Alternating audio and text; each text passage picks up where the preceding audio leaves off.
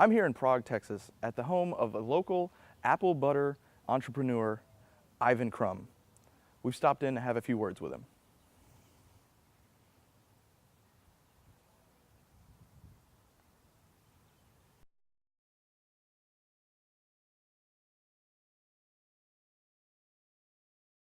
So, how did you get into the apple butter industry?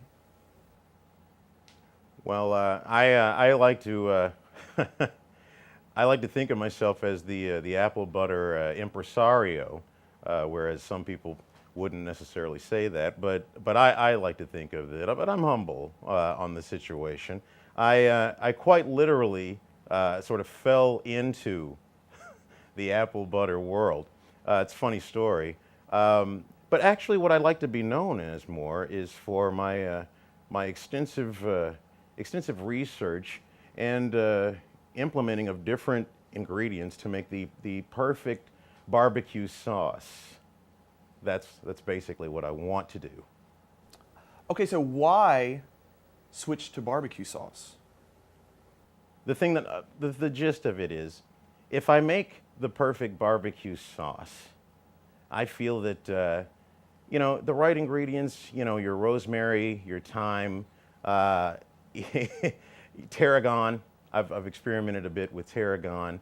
It can enhance the meat flavor, or not necessarily meat. There are several people who use soy, soy products, if you will.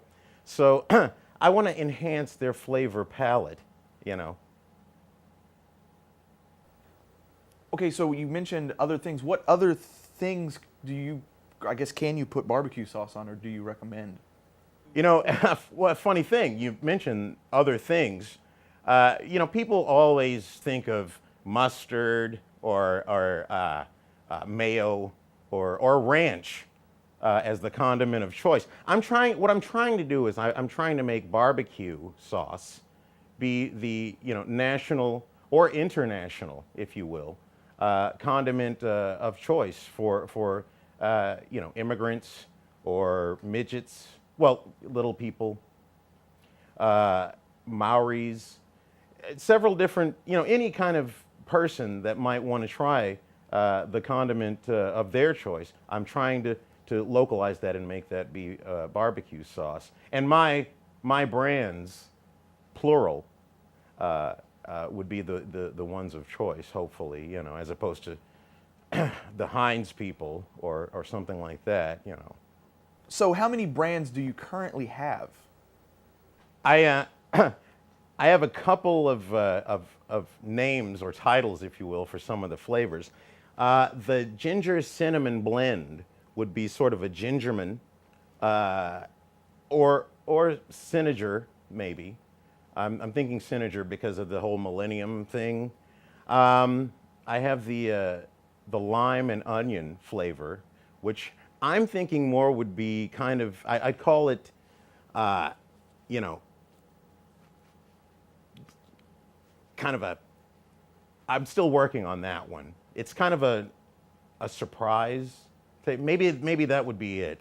Maybe that would be it. It would be barbecue surprise with an onion. Well, how do you distribute your barbecue sauces?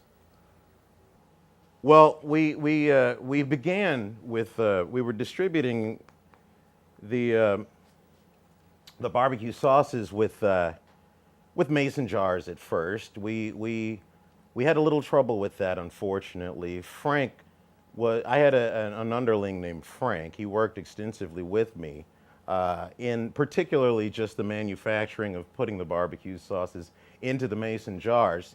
And unfortunately, there was a problem. He had little hands, sort of like a child's hands, grown man, children's hands. And so he could fit his hands inside of the barbecue sauce, mason jars, into the mason jars. Unfortunately, we were experimenting with smaller and smaller jars. And his hands, of course, would fit, but coming out of them, not so much. So at this point, what you had was sort of a small baby hands inside of mason jars kind of thing. And Well, I tried to help out the local authorities. We called.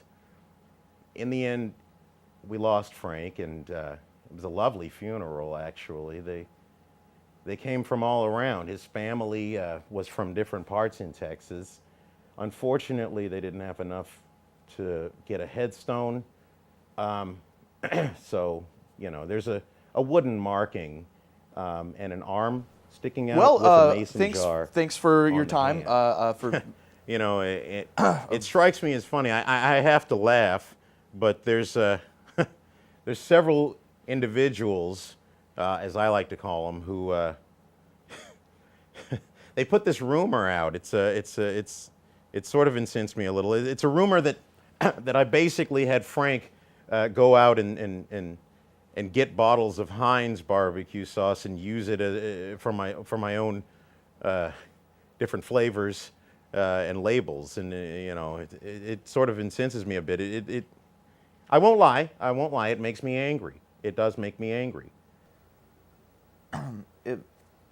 well, isn't that a Heinz product back there on the shelf behind you?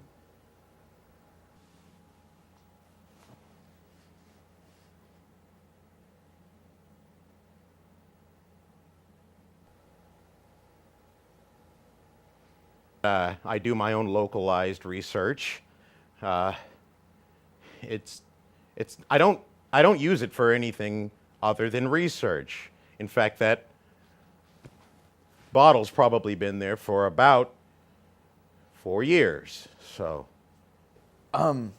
It's I can see the condensation on it, so it's probably recently refrigerated, so it's probably pretty fresh. you can't get me on anything. No one can. I've never admitted to it. Thanks for your time. We'll